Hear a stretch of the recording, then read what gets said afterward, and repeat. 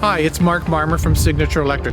We came down here to talk about electric vehicle charging and how we're managing it in some of these multi-res buildings. We'll head inside and take a look.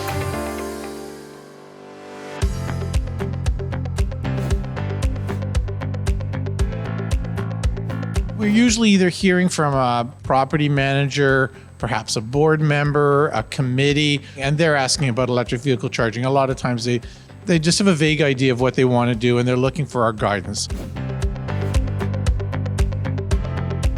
When I come to the building, this is where I want to come first. What we're trying to determine with the load evaluation is what size is this service? So how much power can we provide to the building? And how much is the building using right now? So whatever's left over after that is something that's available for electric vehicle charging. I'm interested in the service itself. I would like to see the voltage of the service. All that information is displayed here. I would look further down and take a look to see what's available in terms of switches. There's quite a bit of spare space here. We added a couple of disconnect switches. Sometimes it has space, sometimes it doesn't. Might have a spare disconnect. These are the kind of things we're looking at. How physically am I going to manage to get this in? This is a pretty new building, and I tend to find that the buildings like this, they have a pretty decent amount of available electricity. It was sort of worked into the building originally, and they may have made changes like trying to be more energy efficient because it just makes economic sense for them, whether that's to do with the lighting, the heating, motors, drives, things of that nature. So as they're using less electricity, it's leaving a little bit more. What I'll do is I'll start to head down, and my goal is to try to take in the size and shape of the garage and start looking for places that might make sense for the panel or panels to go. So we've worked our way down the aisle just from the electrical room, and this ended up being the first spot that I put the panels in. You can see we've got kind of a space. It's not interfering with anybody's parking. We've protected the equipment with some bollards here to make sure that nobody can damage it. So this turned out physically to be a great spot.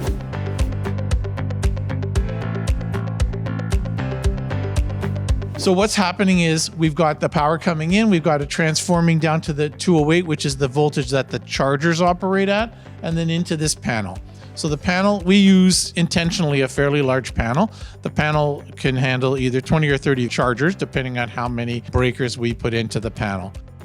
This black box, each time we put in a panel, we put in a networking box. We brought a cellular signal from the outside down with wires into these boxes, and we will distribute it. From there, we're taking out antennas that are near to the chargers. From here to this charger, that is communicating wirelessly, and then the rest is wired. So why didn't I just bring the wire right to the charger? Well, it depends. There are chargers that are available to do that, but this particular antenna has about a 100-foot radius. So if I ended up with another charger here and another charger here and another charger here, I wouldn't necessarily need 3 more antennas. So that's going to help to keep the cost down. It's going to help to keep it nice and neat.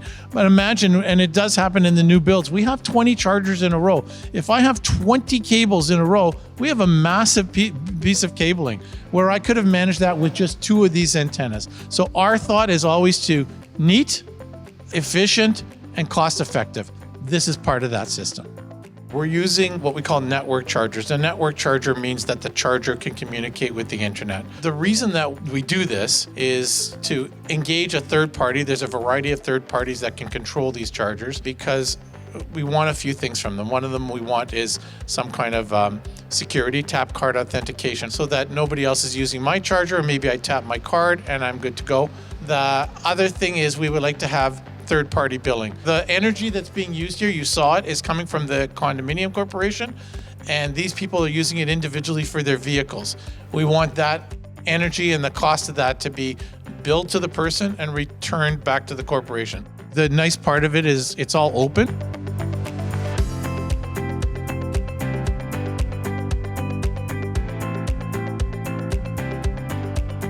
If we choose a third party today and we want to change for some reason, whether it's a matter of cost or something happens with the company, or we just want to have choice, none of this has to be changed. We just change a SIM card outside and then we're now connected with the new company. So this is a very standard method and very similar to what you might see when you see chargers on the road. They use this same kind of open charge point protocol.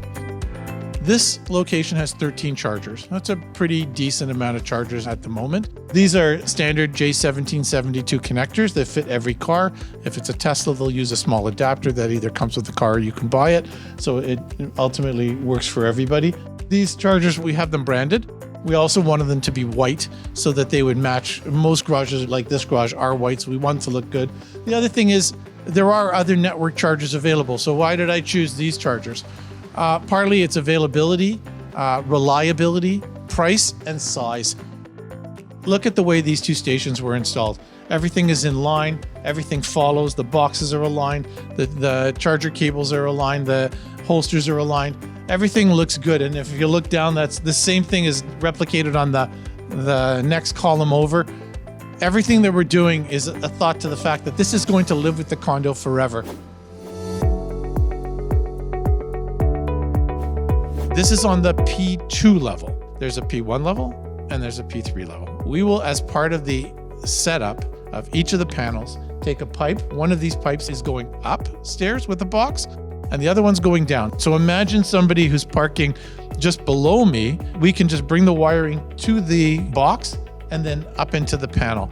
The goal here is not to have to drill a hole every single time that somebody wants a charger. This would be very disruptive and what have you. So this gets all worked into the original cost. They care about not just this, but if you'd see the lobby's absolutely beautiful. The outside was well kept. They really are proud of it. We want to have the same kind of pride when we put in our equipment, because this will live here for pretty much forever. And if we do a nice job and it's done at the beginning and with some pride and care, then we'll minimize the number of runs we need and it'll keep the good look of the building. So these things are very important to us, just as they're important to our customers. I showed you the first panel. Now we're at the other panel. They're not that far away, but we really did need to stretch it out a bit to be able to grab ones that are around the corner here and to make sure that we would have enough to be able to reach. The other nice side benefit is you put a second panel in, of course, you've doubled the number of possible vehicles. So this is typical of all of our installations. This is exactly how we do it. I was at one yesterday where you have 4 levels of parking. In that case, I might have put one on the P1 level and down to P2, and then another one on P3 down to P4. All of this comes with experience and time to try to figure out what makes sense. Again, you can sort of see we found a nice little spot here. This is not in anybody's way. It's tempting sometimes to get it in a corner, and it turns out it's interfering with the angle that the person needed to get into their parking space. If you think about it and you plan it well, you will end up with a good outcome and people will be happy with it. We've got quite a few of these installations throughout the city and we're having very good experience with it. This panel cost a fair bit to put in and there's 2 of them.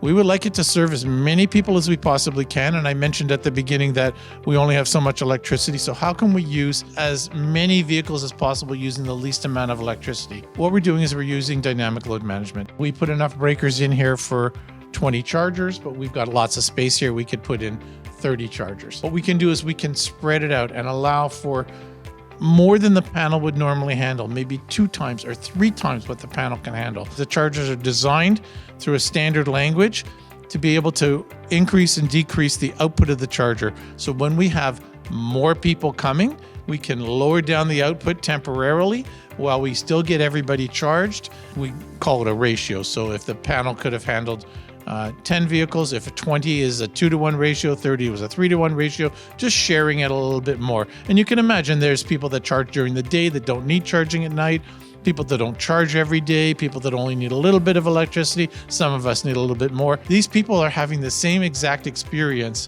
as I have at my single family home. I come home, I plug in, and my car is ready in the morning. That's the goal. This is actually a very sensible way to handle this, and pretty much every single building that we install in has this dynamic load management system, and it works very well. And it's all part of the same thing. It's only one company that you employ, and they take care of the tap card authentication, the third-party billing, and the load management.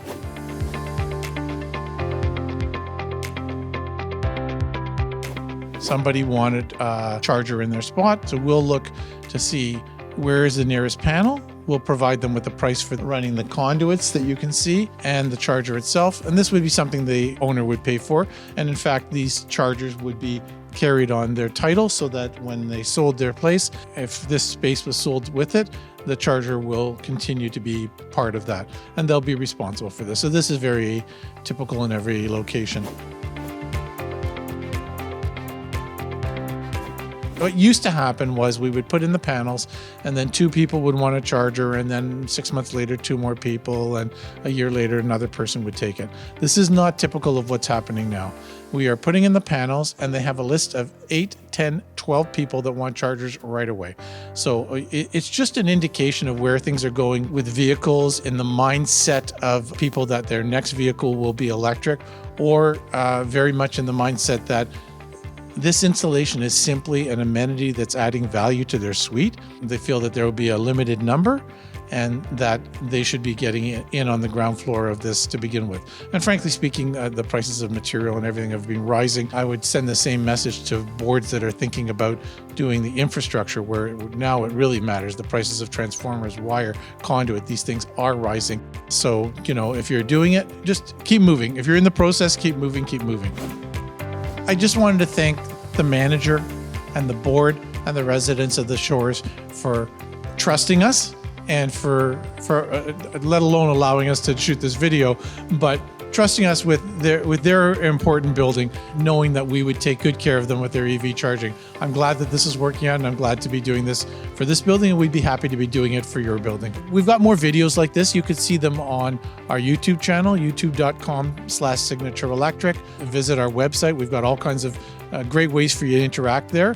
signatureelectric.ca, or if you're like me, pick up the phone and make a phone call, 416-490-8093. As we do more and more of these buildings and give in-home charging to people that live in multi-res buildings, we're allowing for much easier adoption of electric vehicles, something that is, I think, very important, and we're happy to be part of this.